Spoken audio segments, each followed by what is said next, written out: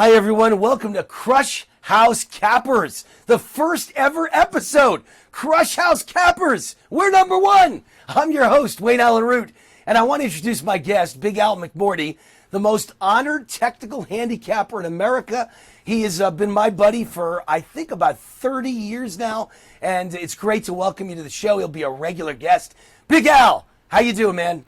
Always doing well. It's always great here in Southern California, Wayne. All right. And I'm in Vegas, by the way. This show is actually based in Vegas, but we have guests all over the country. And so let me get right at it, Al. We want to teach people about handicapping. You know, you're the whiz. You understand how to do it. I'm the whiz. I know how to do it. Everyone's got their own little ideas and systems and trends and situations. So when you're handicapping a game, tell us about the various factors you think about. First and foremost, what's like the number one factor?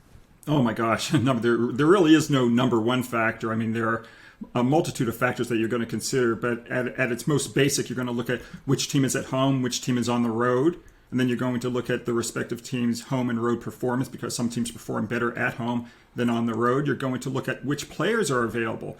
Of course, injuries, especially in this year of COVID, are rampant, so you're going to have to look at which players are not going to be playing, and then more importantly, what is the value of the replacement player? Because if a team has a star out, they may not lose much value if they have a replacement to step in. If they don't have a replacement, then there's more points that will be at play.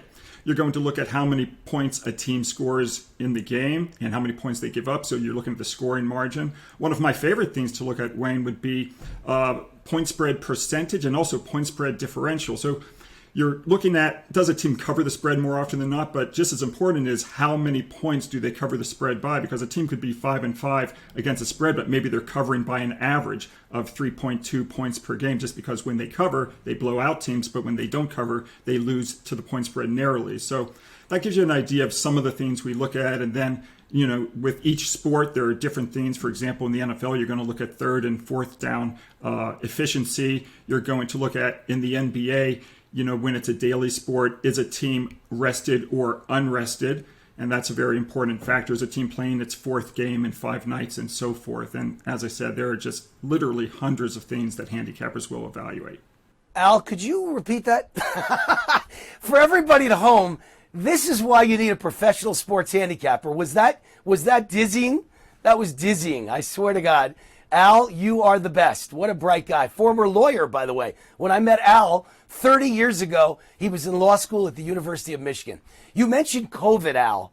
So, my question is, how have you changed your handicapping in the last year due to all the factors brought into play by COVID? You mentioned the players, if somebody's out, but there must be more factors. As an example, one that comes to mind for me, do teams play differently? You have all these systems and trends and situations. Did you find teams play differently with no fans in the stands? Well, it's not that teams play differently. I think the officials react differently. I think with the crowd noise, I think that's part of the home field advantage, because I think officials are induced into making calls for the home team because of the crowd noise. So what we saw in this year of COVID is that the home field advantage was reduced significantly because of the lack of fans in the stands. That actually relates to the home calls that officials, unconsciously make. And as a handicapper, it was an interesting year for me. It was not an easy year with respect to the decision-making process, because part of what I had to do each day was look at the injury list. And it turned out that I would be releasing games a lot later in the week for football. Usually I would release games to the clients on Tuesdays or Wednesdays. I found myself releasing them on Saturdays and Sundays for the past year, and it actually negatively impacted my record. I lost about 2 plays or 2 wins throughout the course of the NFL season because of the difference between releasing it on a Tuesday and waiting until game day. That being said, I had probably a career year. I mean, it's been an amazing year. So, I look at my record for this past year. For example, in basketball, I'm 290 and 220, which is unbelievable. And then, I think overall over my last 674 plays, the record's 393 and 281 across all sports. So I'm kind of having a career year, even with, the obstacles that have been placed in front of us. Well, I'll tell you what happened in my year, and I wonder if you noticed this. You handicap differently than I do, but I'm a contrarian handicapper, meaning I look for situations where the public hates a team and I bet on them, or where the public loves a team and I bet with them, looking for value situations, value in the point spread. And the home field advantage, very important to me when it comes to underdogs. The first third of the season, I lost and lost and lost. And I started to think with no crowds, in the stadium, I couldn't win anymore with my systems. But I guess there was an adjustment because over the last 2/3 of the season, I probably had the best last 11 weeks of my entire 35-year career. And won 10 of the last 11 weeks, almost went 11 for 11. So my guess is that either the referees adjusted or they started to let in a few fans and that made a difference, or the players adjusted. But towards the second half of the season, all the systems I normally use and the situations I look at worked like magic. And in the first third, they didn't work at all. So I think the players were adjusting as well. Once they got into their groove, then my usual situational handicapping worked. Yeah, I mean, it was definitely an interesting year. And even as handicappers, we have to adjust the way we do things. What worked in 1994 is not necessarily what's going to work in 2021. So as handicappers, we constantly evolve as well.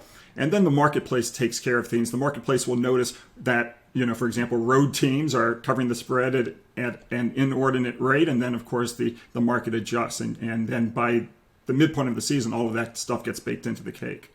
I'll tell you a question that comes to mind off the cuff. When you mentioned that you had a career year and tell me your record in basketball again. Give me that number. 290 and 220 in NBA and college basketball combined. So the average bettor doesn't understand that. They think, that's a career year? You should be 320 losses.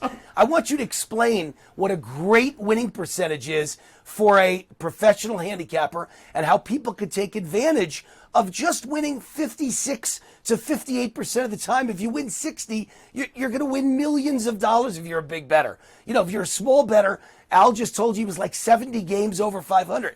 If you're betting 1,000 a game, that means you're up almost $70,000. You're going to subtract the vigorish, of course. When you lose 10% extra. So let's say if you're $1,000 a game bettor on Al's season, that means you were up between $50,000 and $60,000. That's an incredible season, but it doesn't sound great to the average person at home that you were only 70 games over 500. Explain that, Al. Well, first of all, most gamblers, Wayne, are recreational gamblers, right? And they're going to hit between 49 and 50% of their bets, and that's 98% of the marketplace. And then you have folks like myself who would be considered sharp. We're using math for our plays, and we're paying attention to the numbers, and we're doing this for a living.